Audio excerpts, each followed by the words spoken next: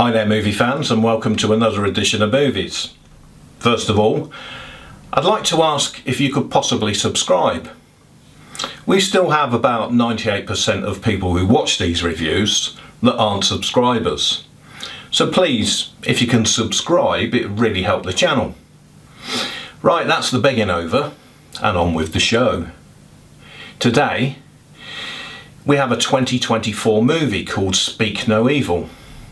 And it's a remake of a 2022 Danish film, which is also called Speak No Evil. Surprise, surprise. It stars James McAvoy, Scoot McNairy, Aisling Françoisi, Mackenzie Davis, Alex West Leffler, and Dan whatever. Now, I've seen Mackenzie and Scoot paired up before in a very excellent TV series called Hold and Catch Fire. And the chemistry between the two of them is still there. Now, Ben and his family are Americans who now live in the UK, and Paddy and his family live in the English Devon countryside. So whilst on holiday in Italy, the two families, the family of Ben, his wife Louise, and their daughter Agnes, befriend another family of James McAvoy, playing Paddy, his wife Cara, and they have a son, Ant. And Ant has some kind of disability and can't talk. So here we are in Italy, and the two families bond, and they spend some time together, eating out, touring the area, swimming together, and all of them having a good time. This friendship continues throughout the holiday. And after this lovely time, when Ben and his family are back home, they receive a postcard inviting them to Paddy's country house in the southwest of England for a visit. As I said earlier, this is a remake of a Danish film, and apparently it's inspired by the experiences of Christian Tafdrup, who's the director of the original movie.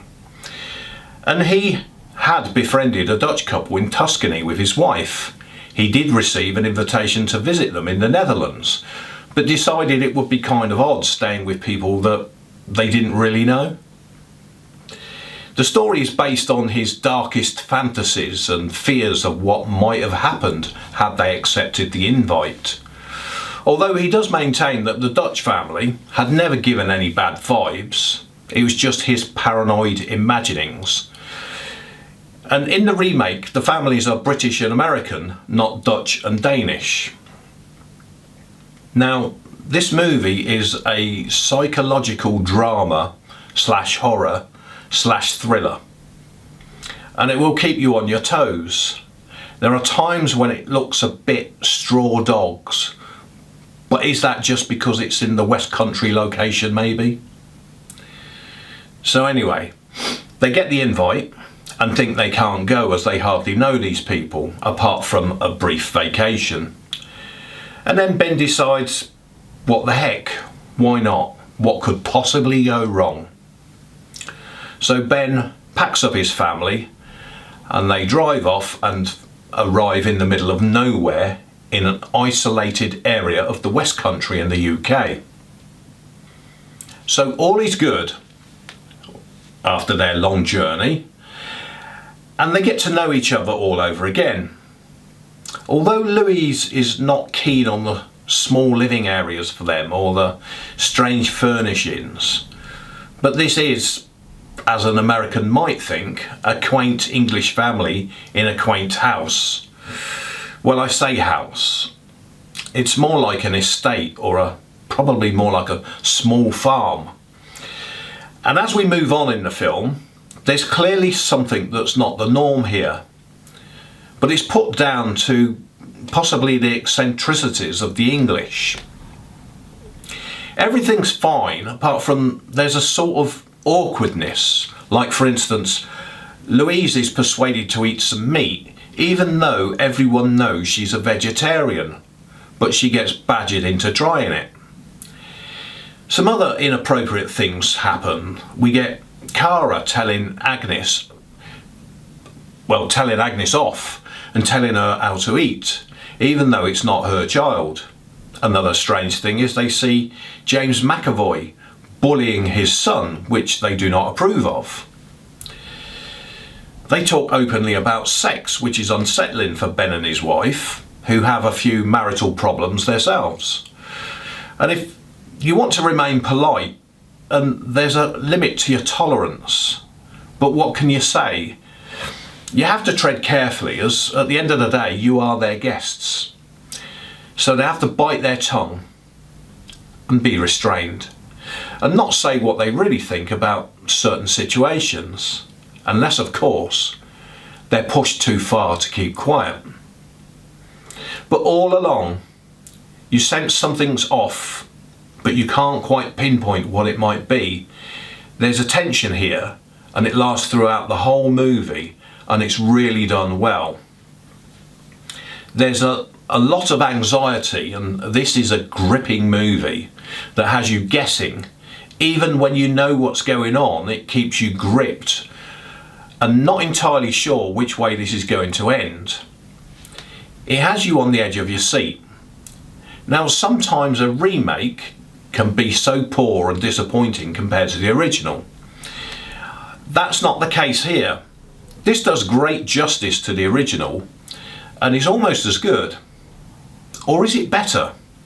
You decide. If you've seen them both, it's very, very close. It's a really good remake, and I highly recommend it.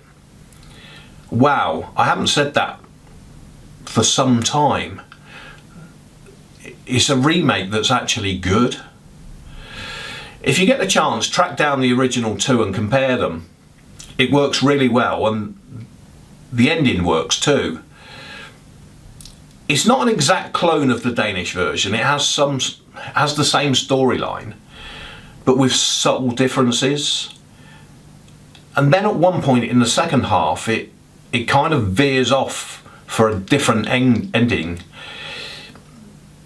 It's different, although there are many similarities. Some things are the same.